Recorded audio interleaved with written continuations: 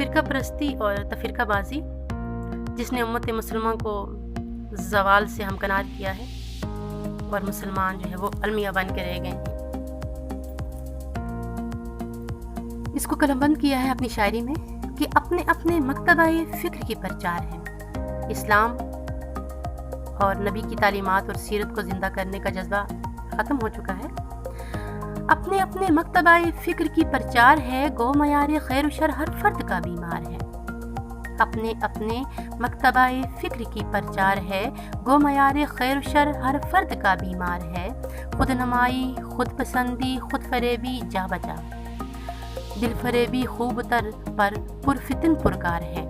अपने अपने मकतबाए फ़िक्र की प्रचार है, गो मयार खैर व शर हर फर्द का बीमार है। खुद नमाई, खुद पसंदी, खुद फरेबी जा बजा, दिल फरेबी खूब तर पर पुरफितन पुरकार है।